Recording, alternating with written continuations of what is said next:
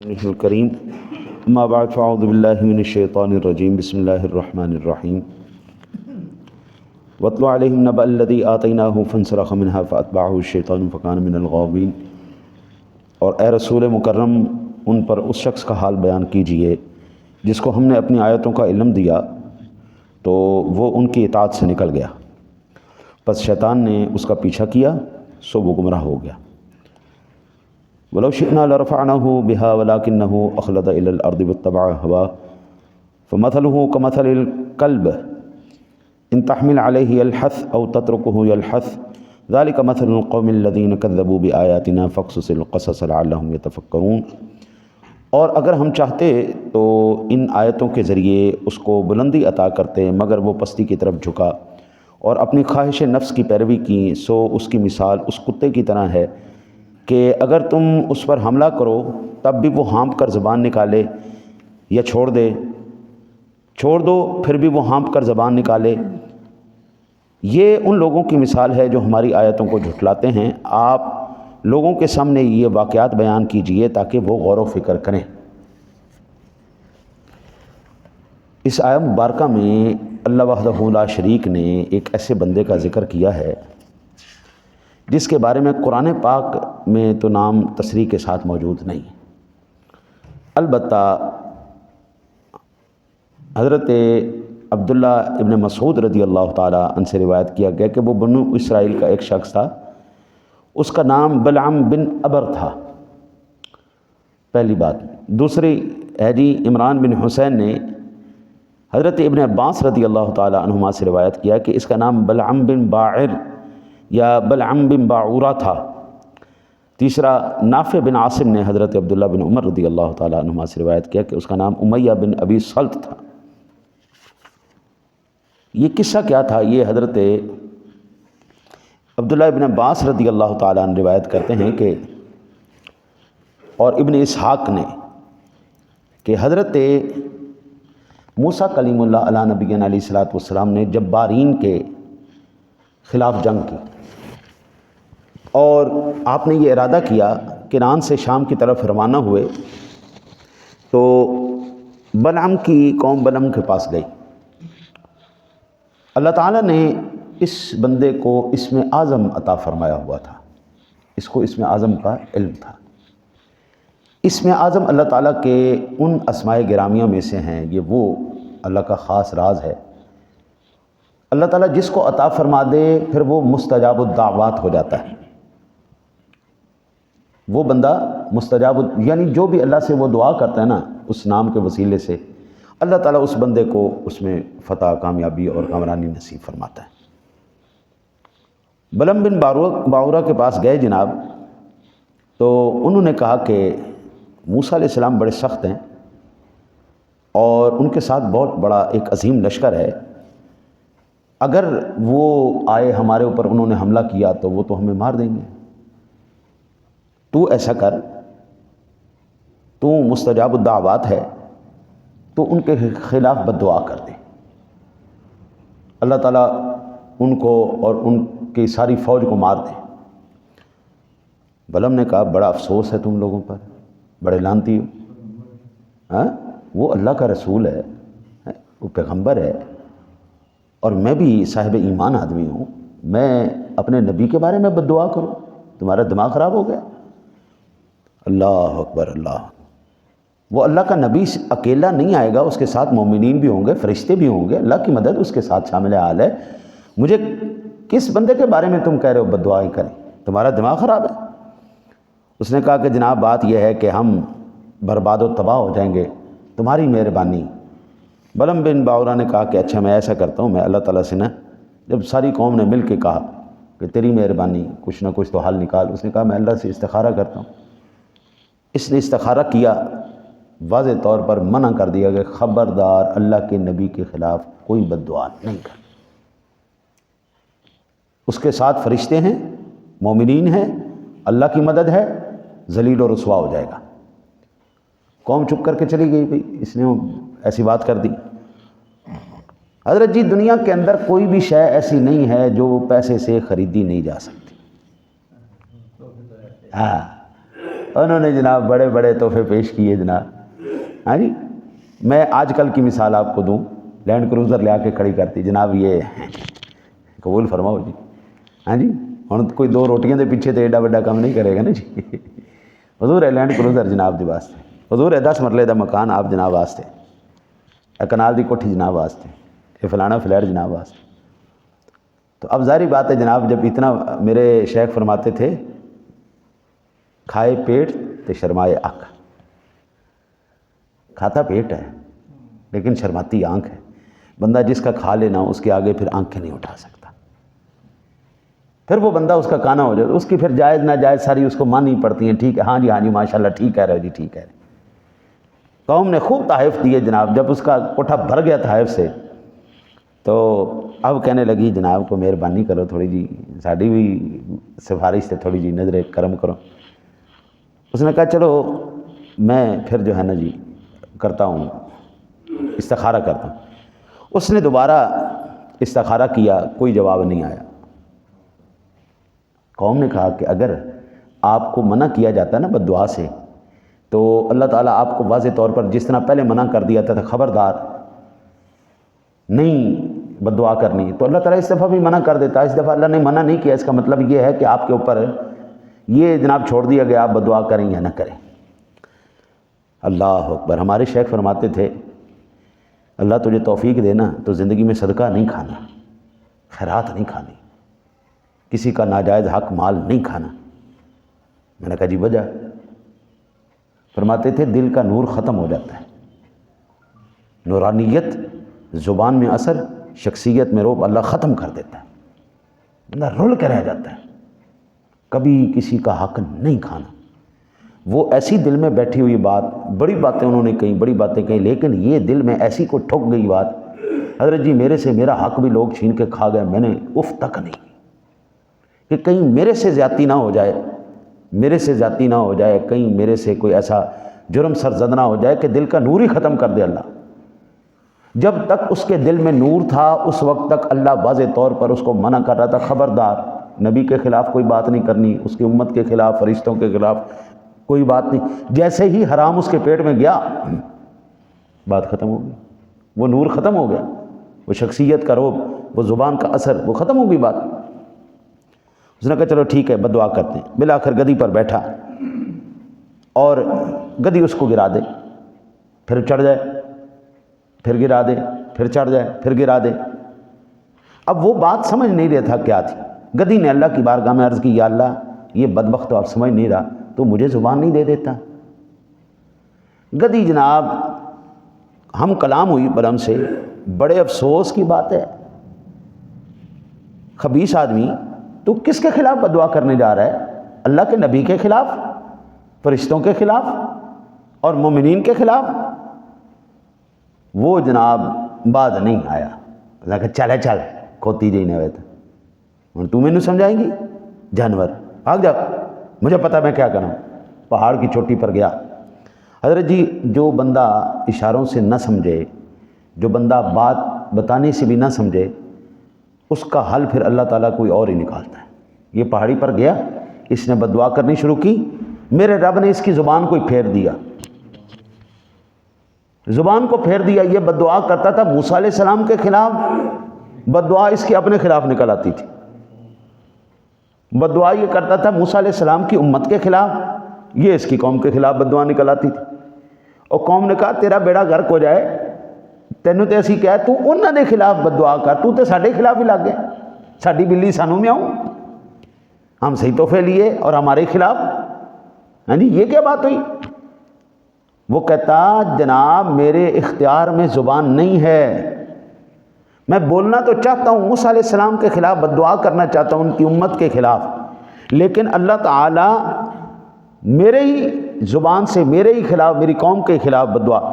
پھر اب ظاہری بات ہے اس میں اعظم کا کمال تو ہوتا ہے نا جی, اللہ تعالیٰ نے اس نے اپنے خلاف بد دعا کی, اللہ تعالیٰ نے یہ کیا اس کی زبان ایسے نکل کے سینے پہ آ گئی جس طرح کتے کی زبان نکلی ہوتی. اب پتھر مارے نا جی, ہاں جی وہ بھاگتا ہے نا جی, پھر بھی اس کی زبان نکلی ہوتی ہے, اور وہ عام روٹین میں بھی بیٹھا ہوگا نا زبان اس کی نکلی ہوگی.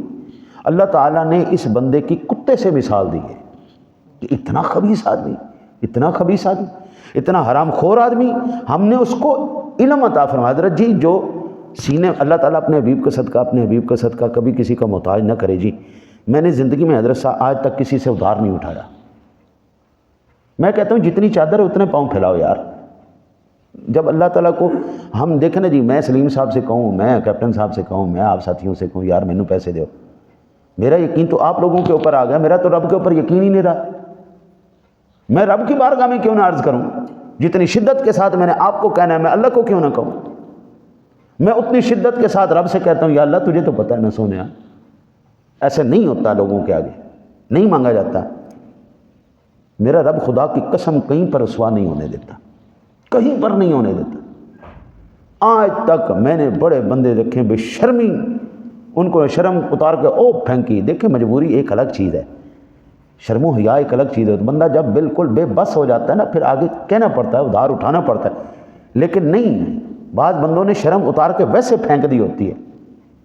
میں ساری زندگی میں ٹیوشن کو نہیں پڑھائی جی، آج تک میں نہیں پڑھائی، میرے کو نہیں قرآن رولیا جاندہ۔ ٹن ٹن ٹن ٹن ٹن، کون ہے جی؟ قاری صاحب آئیں جی، قاری صاحب آئیں جی، آج بچوں کا موڈ نہیں ہے جی، کل آنا، ٹھیک ہے جی۔ قاری صاحب منہ چاہ کے واپس جا رہے ہیں، قاری صاحب نے چھٹی کی دی، قاری صاحب آپ کل کیوں نہیں آئے جی؟ کیا بات ہے جی؟ قاری صاحب آپ کو پڑھانا نہیں آتا، بچے سے نہیں پڑھ رہے، ٹھیک ہے جی۔ ساری زندگی آپ لوگوں نے قرآن کو رول کے رکھ دیا، قرآن نے تم لوگوں کو رول کے رکھ دیا۔ دنیا کی خاطر، دنیا کے پیسے کی خاطر رول گئے۔ خدا کی قسم جتنی شدت کے ساتھ آپ لوگوں کے ساتھ بات کرتے ہیں، اتنی شدت کے ساتھ میرے رب سے بات کریں، اللہ آپ کو کبھی رسوا نہیں ہونے دیتا۔ قبلہ اس کے ساتھ رشتہ بنا کے تو دیکھو نا جی۔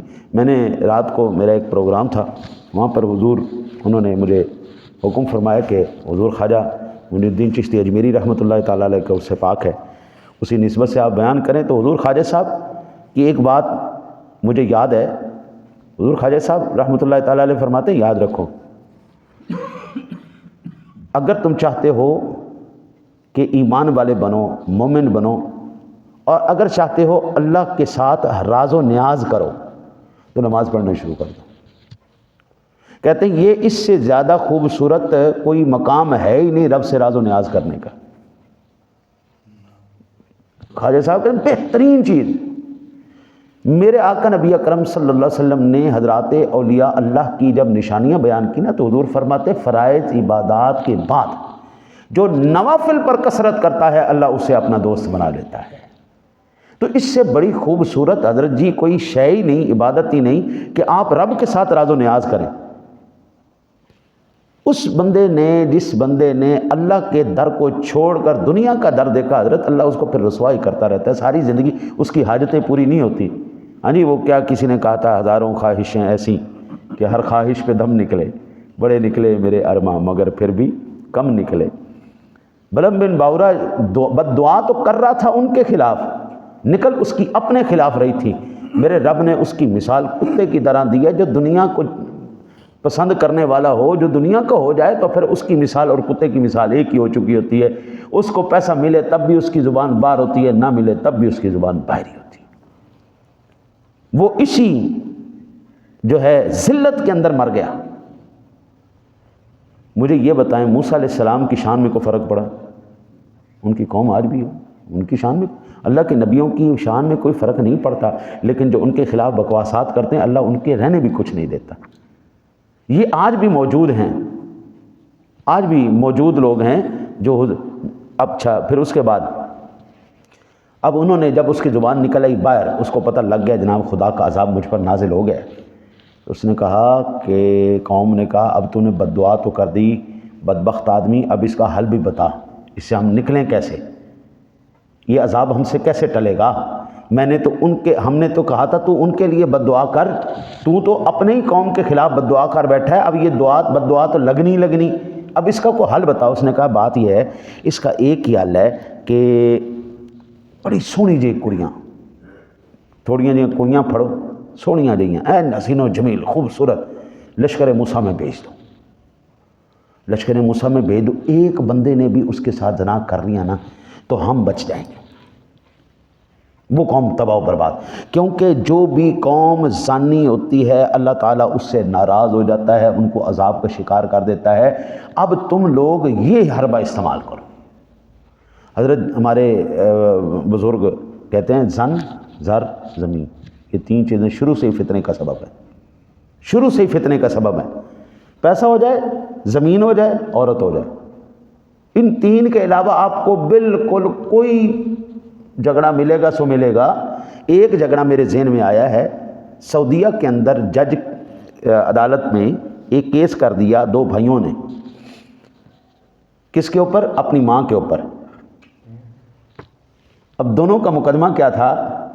ایک تھا چھوٹا، ایک تھا بڑا۔ بڑا کہنے لگا ماں کو میں رکھوں گا، میں اس کی خدمت کروں گا۔ چھوٹا کہتا تھا میں ماں کو رکھوں گا، میں اس کی خدمت کروں گا۔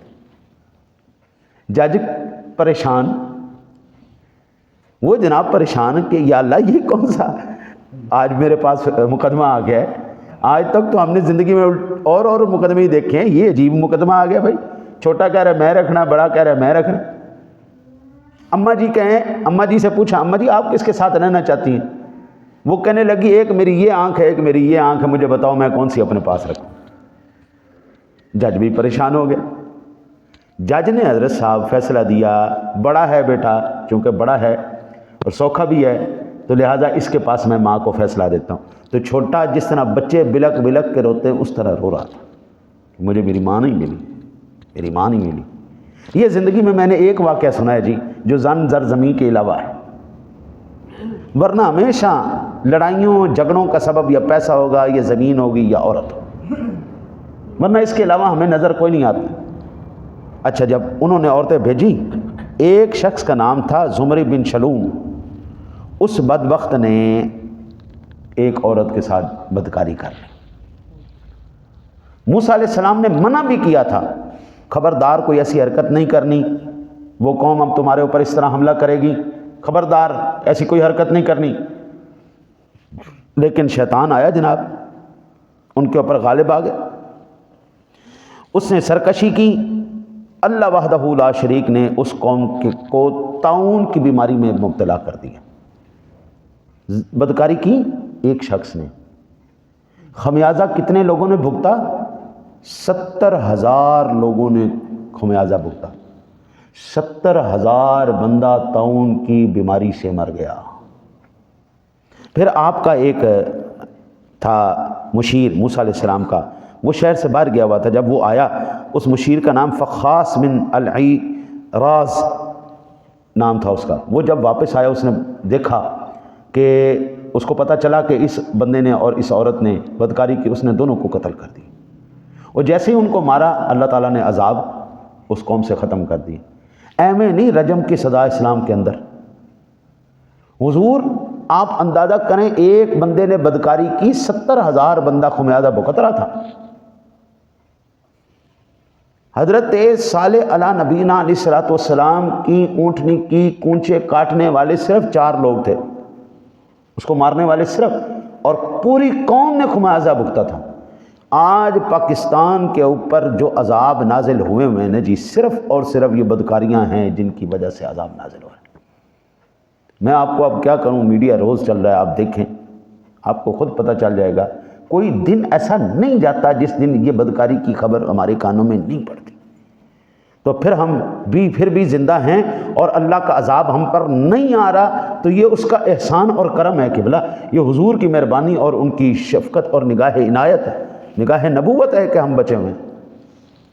خیر جناب، یہاں سے یہ بات پتہ چلتی ہے کہ حضرت جی جب بھی کوئی بندہ اللہ اور اس کے رسول کے راستے کو چھوڑ کر چلتا ہے، یہ قرآن میرے سامنے ہے، اللہ تعالیٰ کہتا ہے یہ اس کی مثال اس جانور کی طرح ہے جس جانور کے نام کو بھی لوگ گالی سمجھتے، ساری مخلوق خدا ہے، لیکن اللہ جس کے نام کو بھی گالی بنا دیا ہے، اللہ کہتا ہے یہ وہ جانور ہیں، ہر وقت ان کی زبانیں نکلی ہوئی ہیں، یہ دنیا کے اندر بھی ذلیل ہو کے مریں گے، آخرت میں بھی ذلیل ہو کے مریں گے۔ اللہ سے دعا کرتے ہیں اللہ تعالیٰ اپنے حبیب کا صدقہ ہمیں اپنے رستے پہ چلنے کی توفیق نصیب